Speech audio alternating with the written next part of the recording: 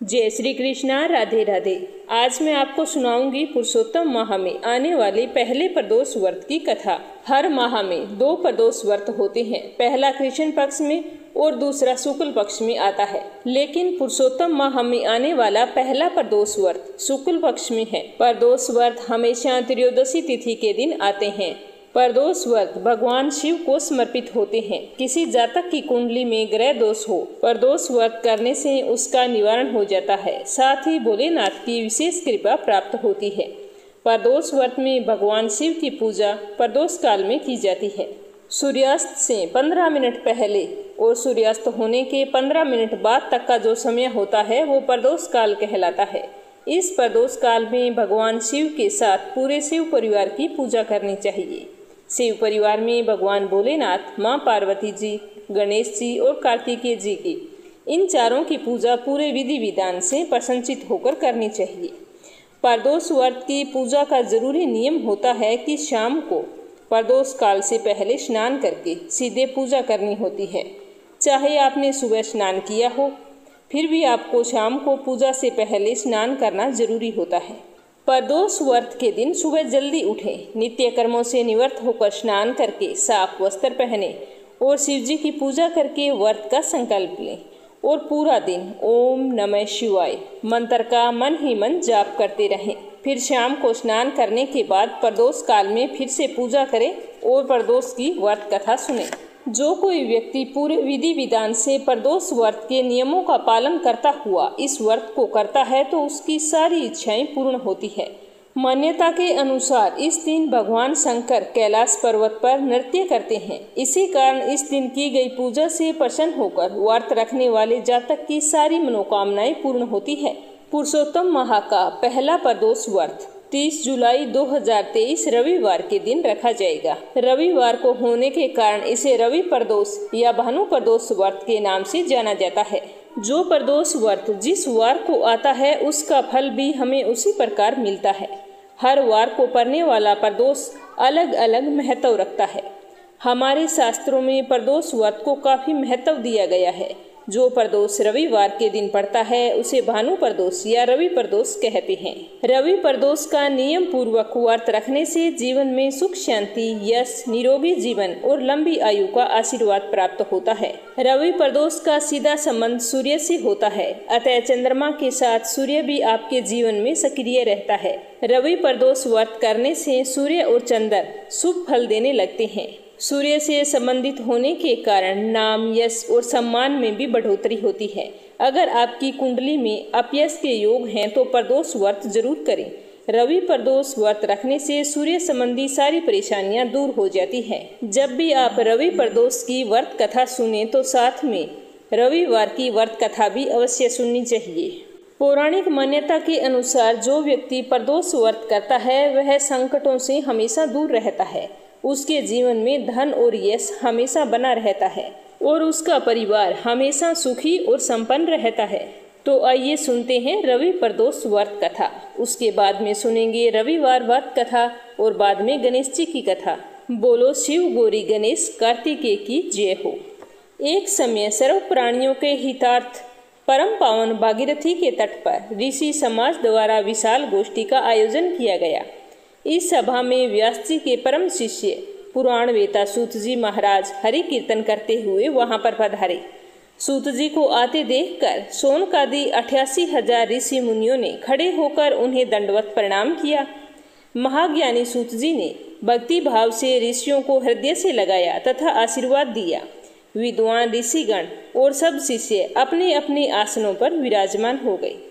सोनकादि ऋषि ने पूछा कि हे पूज्यवर, कृपया यह बताने का कष्ट करें कि मंगलप्रद कष्ट निवारक यह व्रत सबसे पहले किसने किया था और उसका क्या फल प्राप्त हुआ।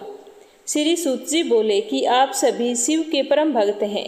आपकी भक्ति को देखकर मैं व्रती मनुष्यों की कथा कहता हूँ, ध्यान पूर्वक सुनना।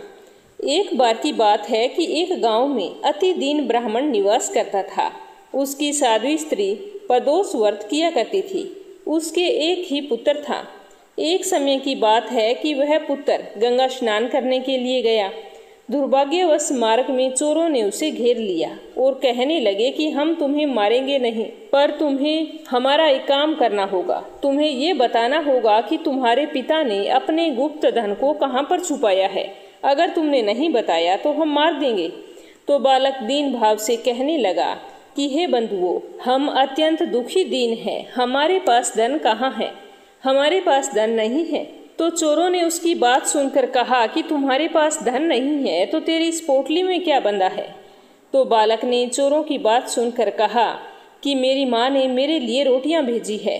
यह कहकर उस बालक ने पोटली खोलकर रोटी उन चोरों को दिखा दी। तो देखकर चोरों ने एक दूसरे से कहा कि साथियों, यह तो बहुत ही दीन दुखी मनुष्य है, अतः हम किसी और को लूटेंगे। इतना कहकर चोरों ने उस बालक को जाने दिया। बालक वहां से चलते हुए एक नगर में पहुंचा। नगर के पास एक बरगद का पेड़ था।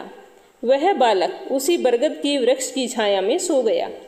उसी समय नगर के सिपाही चोरों को खोजते हुए उसी बरगद के पेड़ के पास पहुंचे और बालक को चोर समझकर बंदी बना लिया और राजा के पास ले गए। राजा ने उसे कारावास में बंद करने का आदेश दे दिया। तो इस तरह सैनिकों ने राजा का आदेश पाकर उसे जेल खाने में डाल दिया। और इधर रात हो चुकी थी। ब्राह्मणी का पुत्र जब घर नहीं लौटा तो उसे अपने पुत्र की बहुत ही चिंता सताने लगी। उसने पूरी रात अपने पुत्र के इंतजार में बिता दी। दूसरे दिन प्रदोष व्रत था तो ब्राह्मणी ने प्रदोष व्रत किया और भगवान शंकर से मन ही मन अपने पुत्र की कुशलता की प्रार्थना की। भगवान शंकर ने उस ब्राह्मणी की प्रार्थना स्वीकार कर ली। उसी रात भगवान शंकर ने उस राजा को स्वप्न में दर्शन देकर कहा कि वह बालक चोर नहीं है, उसे प्रातःकाल छोड़ दो, वरना तुम्हारा सारा राज्य, धन, वैभव, पुत्र आदि सब नष्ट कर दूंगा। तो प्रातःकाल राजा ने शिव जी की आज्ञा अनुसार उस बालक को कारावास से मुक्त कर दिया और बालक से पूछा कि तुम्हें मेरे सैनिक पकड़कर कैसे लेकर आए, सारी कहानी मुझे बताओ। तो राजा की बात सुनकर उस बालक ने चोरों से लेकर बरगद के पेड़ तक की सारी कहानी राजा को बता दी और राजा से कहा कि मुझे अब घर जाने दीजिए, मेरी माँ मेरे लिए ना जाने कितनी ही दुखी हो रही होगी। तो राजा ने उस बालक का सारा वृतांत सुनकर अपने सिपाहियों को आदेश देकर उस बालक के घर भेजा और उसके माता पिता को राज दरबार में बुलाया। उसके माता पिता बहुत ही भयभीत थे और मन ही मन सोच रहे थे कि राजा ने ना जाने आज क्यों याद किया है, क्या हमारे बेटे से कोई गलती हो गई या कोई और बात है। इसी तरह चिंतन करते हुए वे राजा के सामने पहुंचे। तो राजा ने उन्हें इतना भयभीत देखकर कहा कि आप इस तरह डरो मत, आपका बालक निर्दोष है। मैंने भूलवश आपके बच्चे को रात भर जेल में रखा, इसके लिए मैं क्षमा प्रार्थी हूँ और मैं तुम्हें 5 गांव दान में देता हूँ, जिससे तुम सुखपूर्वक अपना जीवन व्यतीत कर सको। तो राजा का यह आदेश सुनकर वह बालक और उसके माता पिता बहुत ही खुश हुए और राजा का धन्यवाद करते हुए अपने घर की ओर लौट आए। उसके बाद भगवान शिव की कृपा से पूरा ब्राह्मण परिवार आनंद पूर्वक रहने लगा। अतः जो भी मनुष्य रवि प्रदोष व्रत करता है वह प्रसन्न व निरोग रहकर अपना पूरा जीवन हंसी खुशी व्यतीत करता है। प्रदोष व्रत की दूसरी कहानी। प्राचीन काल में एक गरीब पुजारी हुआ करता था।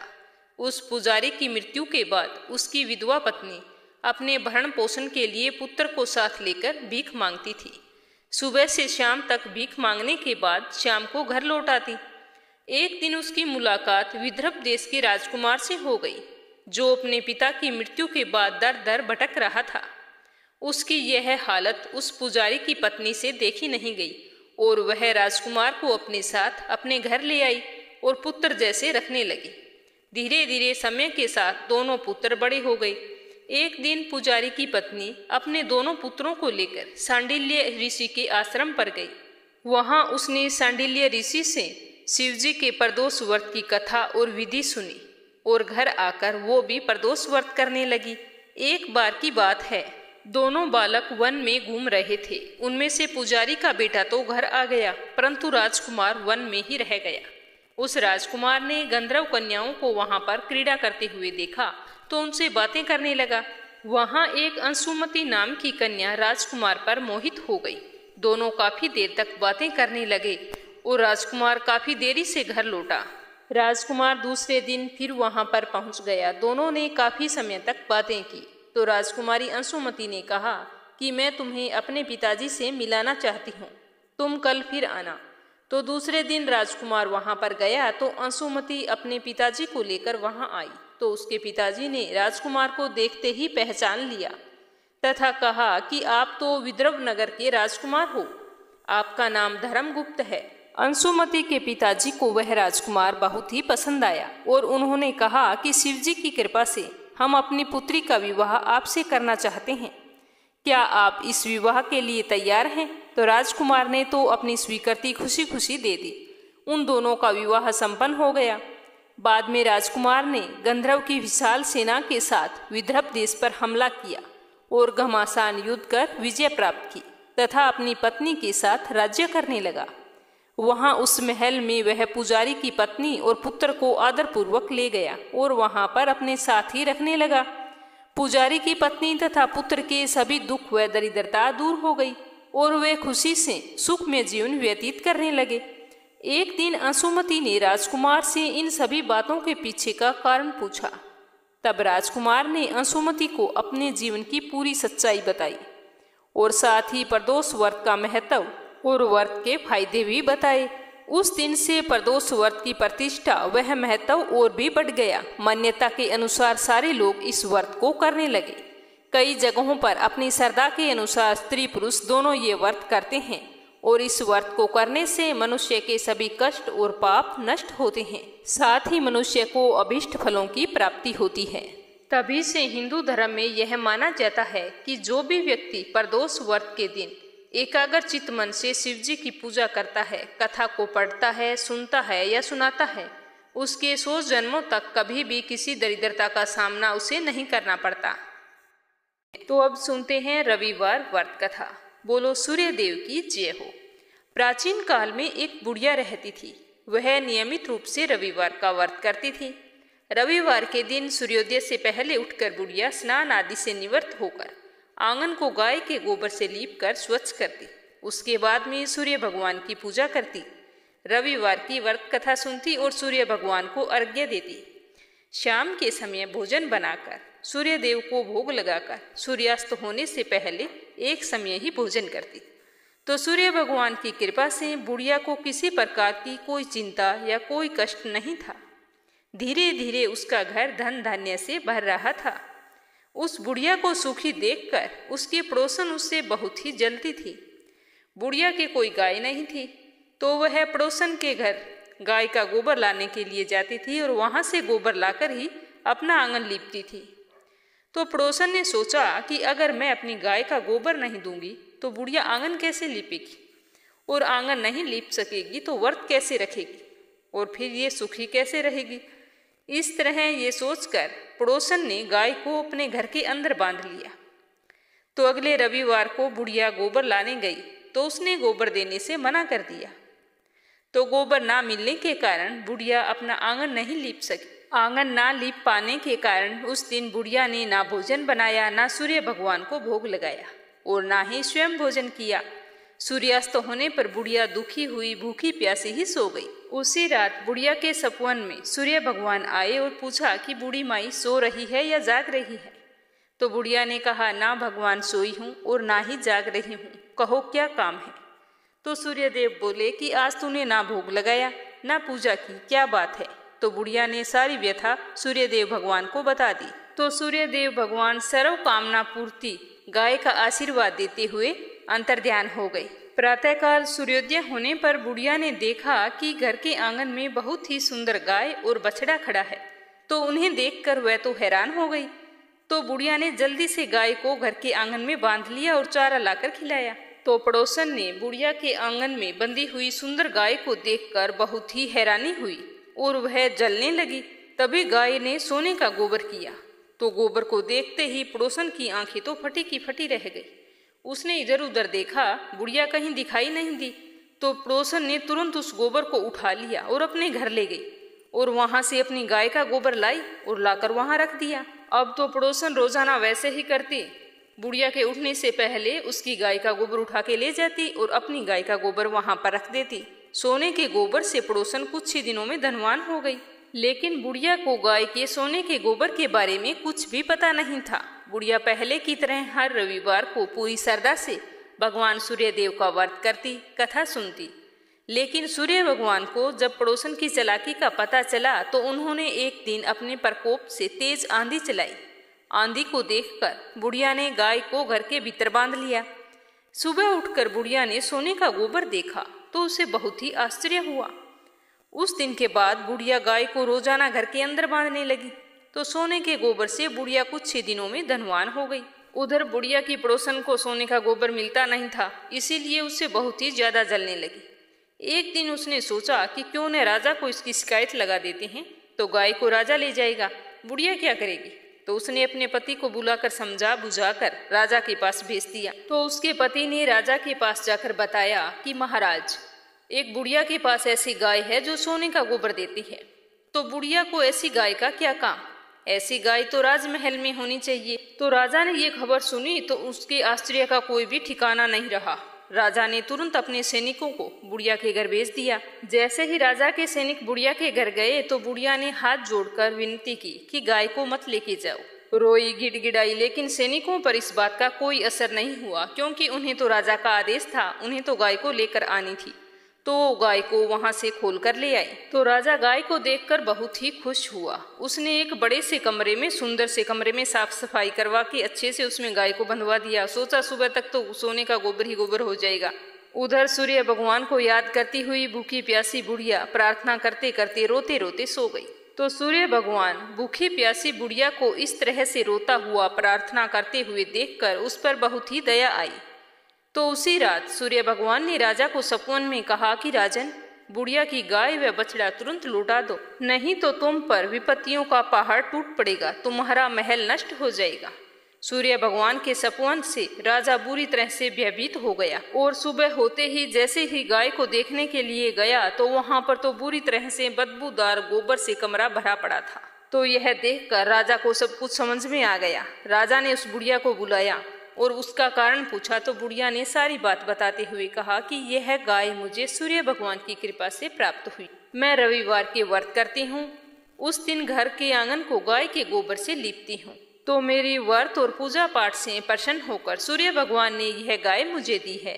तो राजा ने बहुत सारा धन देकर, साथ में गाय और बछड़ा देकर अपनी गलती के लिए बुढ़िया से क्षमा मांगी और आदर सहित विदा किया और उसकी पड़ोसन और उसके पति को बुलाकर उनकी इस दुष्टता के लिए उन्हें दंड दिया।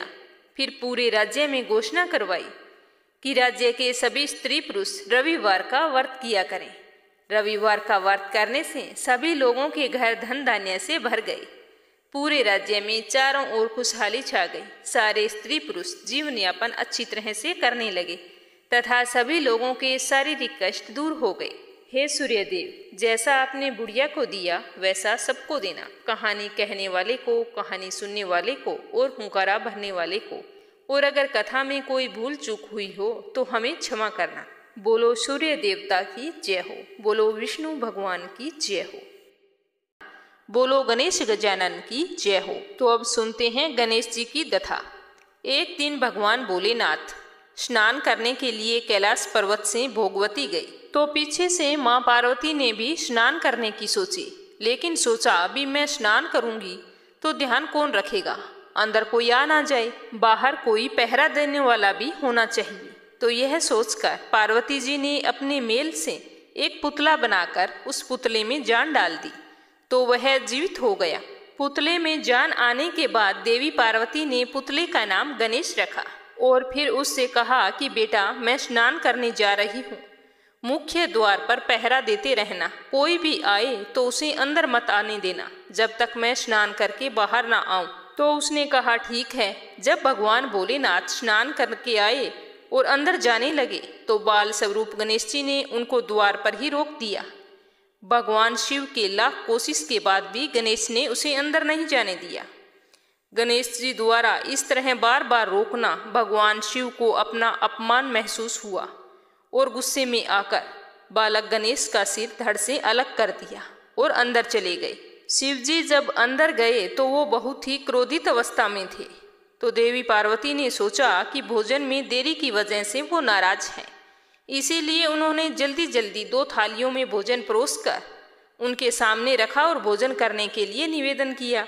2 थालियां लगी देखकर शिवजी ने उनसे पूछा कि दूसरी थाली किसके लिए है। तब माता पार्वती ने कहा कि दूसरी थाली पुत्र गणेश के लिए है, जो द्वार पर पहरा दे रहे हैं। तब भगवान शिव ने देवी पार्वती से कहा कि मैंने तो उसका सिर धड़ से अलग कर दिया है, उसने मुझे अंदर नहीं आने दिया था। पार्वती यह सुनकर बहुत ही दुखी हुई और विलाप करने लगी कि स्वामी, मैंने ही उसे बोला था कि जब तक मैं स्नान करके बाहर ना आऊं किसी को अंदर मत आने देना। आपने यह क्या कर दिया? और हाथ जोड़कर गणेश को जीवित करने का आग्रह करने लगी। तब महादेव ने कहा कि यह संभव नहीं है।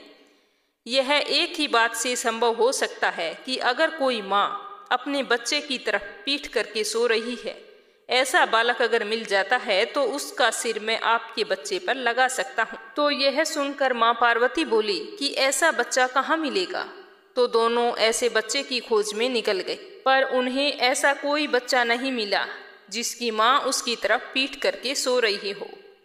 जब वे ढूंढकर वापिस आ रहे थे तो रास्ते में एक हथनी सो रही थी और उसने अपने बच्चे की तरफ पीठ कर रखी थी। जब भगवान भोलेनाथ ने यह देखा तो उस हथनी के बच्चे का सर लाकर गणेश की धड़ से जोड़ दिया और वो जीवित हो गया। लेकिन माँ पार्वती गणेश जी का ऐसा रूप देखकर बहुत दुखी हुई और भगवान भोलेनाथ से कहने लगी कि हे नाथ, आपने ये क्या कर दिया? जब सारे लोग इसका ये रूप देखेंगे तो मजाक बनाएंगे और मैं मेरे बच्चे का मजाक सहन नहीं कर सकती। तो भगवान भोलेनाथ बोले कि पार्वती जी, आपको इसके बारे में चिंता करने की जरूरत नहीं है। आपका पुत्र गणेश जी सब देवताओं में सर्वप्रथम पूजनीय होगा। जब तक कोई भी व्यक्ति इसकी सबसे पहले पूजा नहीं करेगा तो उसका कार्य संपन्न नहीं होगा। इसीलिए सारे शुभ कार्यों में और व्रतों में गणेश जी को सबसे पहले याद किया जाएगा और पूजा जाएगा। तभी से सारे शुभ कार्यों में भगवान गणेश भोले शंकर। इस कथा को कहने में अगर कोई गलती हुई हो तो क्षमा करना, भक्तों की सारी मनोकामनाएं पूर्ण करना। तो ये थी प्रदोष व्रत कथा। उम्मीद करती हूँ कि आपको जरूर पसंद आई होगी। तो इस कथा को ज्यादा से ज्यादा अपने रिश्तेदारों में, अपने मित्रगणों में शेयर करना, ताकि वे भी इस कथा को सुनकर भगवान भोलेनाथ का आशीर्वाद पा सकें। इस कथा को पूरी श्रद्धा से सुनने के लिए आपका बहुत बहुत धन्यवाद। भगवान भोलेनाथ आपकी सारी मनोकामनाएं पूरी करें। जय श्री कृष्णा। राधे राधे।